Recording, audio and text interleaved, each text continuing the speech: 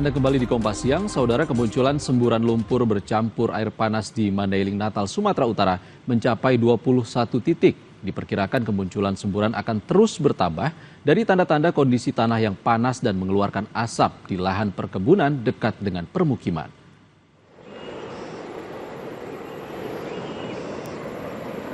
Dari data desa, terdapat 21 titik semburan yang kini terjadi di lokasi berbeda di lahan perkebunan warga yang dekat dengan permukiman di Desa Roburan Dolok, Kecamatan Penyambungan Selatan, Mandailing Natal.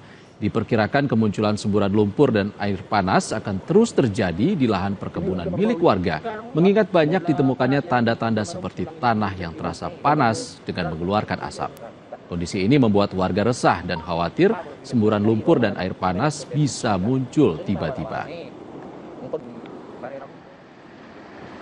Tim Direktorat Jenderal Energi Baru Terbarukan dan Konservasi Energi Kementerian ESDM mengambil sampel dari 3 lokasi titik semburan lumpur dan air panas Roburan Dolok, Mandailing Natal, Sumatera Utara. Sampel air, gas, dan lumpur dibawa untuk diuji di laboratorium.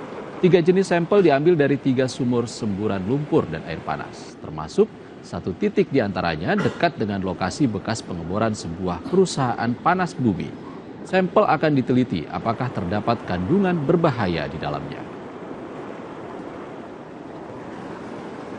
Kita langsung sapa jurnalis Kompas TV, Hairul Bazar di Mandailing Natal, Sumatera Utara untuk mengetahui informasi terkini dari sana. Selamat siang, Hairul. Sebenarnya seperti apa kondisi tanah di Desa Roburan Dolok ini sehingga disebut berpotensi titik semburan ini akan terus bertambah? Ya, saya sedang berada di lokasi titik semburan yang berada tidak jauh dari pemukiman masyarakat Desa Roburan Dolok, Kabupaten Mandailing Natal, Sumatera Utara. Saya sempat kemarin berbincang dan mewawancarai kepala desa Roburan Dolok, Solahuddin Lubis, menyebut bahwasanya titik-titik semburan panas ini akan terus bertambah, mengingat mereka menemukan beberapa titik semburan yang kecil. Awalnya itu berbentuk semburan asap kecil yang kemudian dapat 2 tahun ke depan akan membesar seperti ini. Dan kepala desa juga menyebut banyak terdapat tanah-tanah di lahan perkebunan warga yang begitu panas. Dan kemungkinan inilah yang menjadi cikal bakal nantinya terjadinya semburan seperti di belakang saya ini. Jika kondisinya sudah seperti ini kemungkinan akan susah untuk mati. Karena menurut warga di sekitar, kalau sudah susah ini, itu akan payah mati. Kalaupun ditemukannya kecil, dengan semburan uapnya keluar, ketika datang hujan itu kemungkinan bisa mati. Tapi kalau sampai sebesar ini itu tidak memungkinkan lagi untuk mati. Seberapa jauh jarak antara titik semburan lumpur ini dengan perkebunan ataupun permukiman warga? Ya, dari tempat saya berdiri ini itu ke lokasi pemukiman warga cukup dekat, hanya sekitar 400 meter. Inilah yang dikhawatirkan warga, karena di sini berada persis di perkebunan warga. Jadi cukup dekat dengan pemukiman warga, hanya sekitar 400 meter. Terlihat juga batang-batang pohon karet yang sebelumnya ditanami warga, ini telah mati karena semburan lumpur panas ini. Oke, kemarin Hairul, peneliti sudah mengambil sampel untuk diuji laboratorium untuk mengetahui apakah kandungan ini berbahaya atau tidak. Apa hasilnya sejauh ini? Ya, setelah pihak pemerintah daerah juga telah turun ke lokasi untuk melihat cek langsung, termasuk Bupati Mandailing Natal yang menyebut tidak ada kandungan racun baik dari semburan yang ditimbulkan.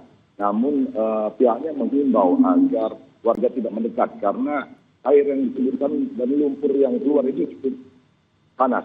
Selain itu kemarin siang pihak PDTKE Kementerian ESDM juga telah turun ke lokasi pasca Bupati Mandailing Natal mengirim surat ke kementerian.